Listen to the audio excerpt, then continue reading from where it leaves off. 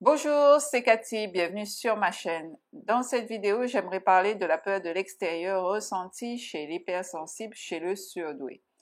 On sait que le surdoué, à cause de sa grande hypersensibilité, il a du mal avec le monde extérieur par le fait de cette peur d'être reconnu comme trop différent et pas intégral.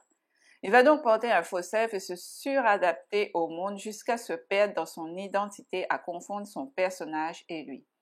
Le surdoué cherche à tout prix à ne pas décevoir, ni même se sentir exclu et rejeté. Depuis l'enfance, il ne s'est jamais senti en sécurité face au monde extérieur qu'il a bien fait comprendre, ou du moins ressenti, que sa différence dérange. Et à cause de ça, il s'est construit une carapace et n'ose pas se montrer tel qu'il est réellement. Et ce n'est pas facile au quotidien. Et c'est là aussi toute sa souffrance. Ce conflit permanent en lui entre oser se révéler ou continuer à faire semblant d'être ce personnage fictif aux yeux des autres. Le monde extérieur a toujours fait ressentir au surdoué que sa sensibilité dans ce monde n'est pas acceptée. On ne doit pas être vulnérable, on ne doit pas ressentir d'émotions, on ne doit pas paraître faible. Le HPI, dans ce cas, se coupe de sa partie émotionnelle pour pouvoir fonctionner et avancer.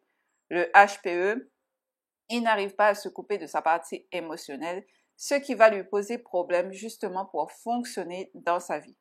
Il faut vivre selon des règles, des normes, ce qui est difficile pour le surdoué car il n'aime pas avoir ce sentiment d'enfermement où la liberté est réglementée. De plus, enfant, le surdoué a été conditionné sur la façon de comment se comporter, ce qu'il doit faire ou pas, comment il doit être, etc., selon les perceptions, croyances et cultures de son environnement. Il va grandir en occultant ce qu'il est pour ne pas vexer son environnement. Et il aura ce sentiment de se sentir agressé par rapport à ce monde extérieur auquel il doit être conforme afin d'éviter le regard des autres sur lui. En plus de tout ça, le surdoué emmagasine, s'imprègne des pensées, des émotions des autres, ce qui peut le submerger. Il est cette éponge émotionnelle qui absorbe constamment ce que les autres ne disent pas, et c'est fatigant, épuisant. Il peut se sentir aussi agressé à cause de ça, car il ne connaît pas de repos. Il fonctionne toujours ainsi H24. L'isolement est sa seule issue de sortie pour être un peu en paix face à tout ça. Car il faut l'admettre, c'est envahissant pour le surdoué et c'est difficile car il est le seul à ressentir tout ça en lui, ces sensations et émotions qui ne lui appartiennent pas et qu'il a du mal à gérer. Le surdoué va avoir des comportements d'agacement face à tout ça. Il peut avoir cette sensation dans son comportement qu'il énerve ou agace les autres, à toujours en faire des tonnes. C'est un retournement émotionnel intérieur qui épuise beaucoup.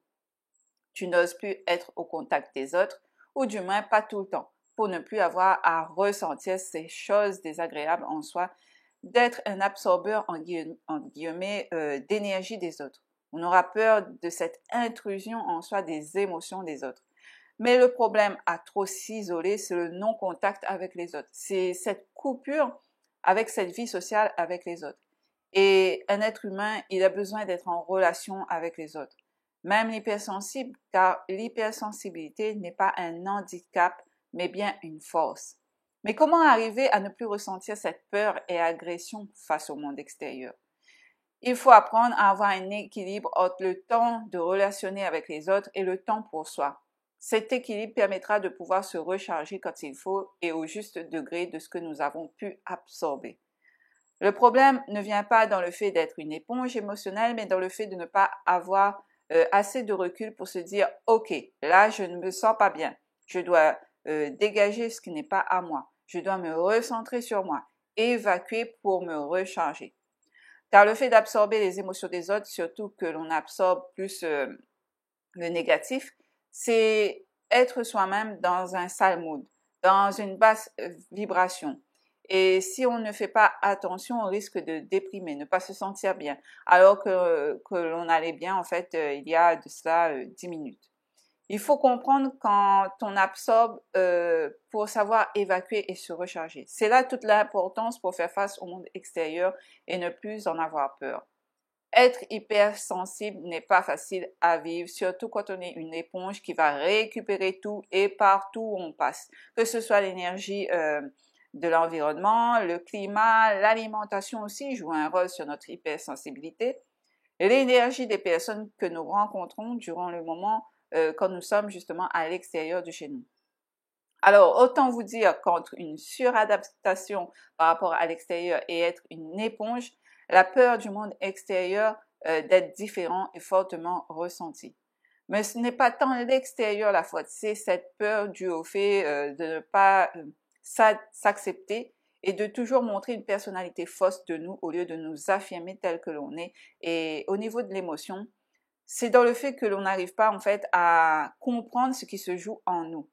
Absorber des émotions peuvent venir réveiller des sensations en nous qui peut-être que l'on ne pouvait pas voir, et cette sensation nous met mal à l'aise, soit dans le fait que l'on n'arrive pas à se défaire de ces émotions et de se recharger.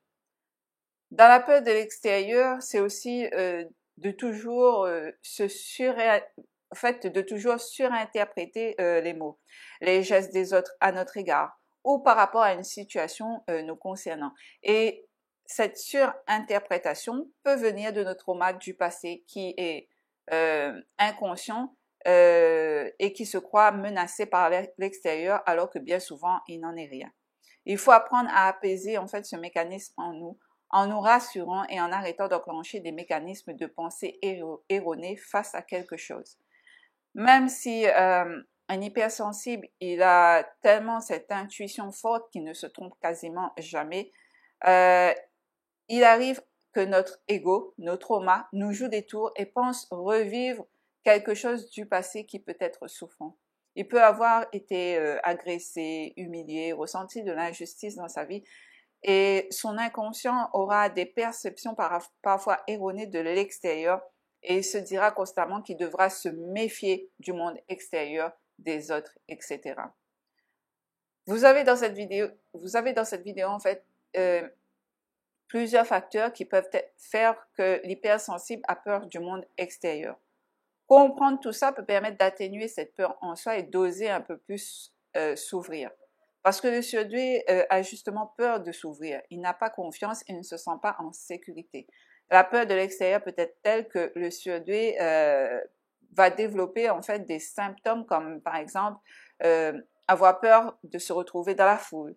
Il développera en fait de l'agoraphobie. Il aura peur d'aller seul quelque part ou faire quelque chose seul. Il cherchera à être accompagné. Il peut aussi développer une forme d'anxiété sur ce qu'il croit qu'il pourrait se passer dans le futur. Il ne sera jamais rassuré du monde extérieur.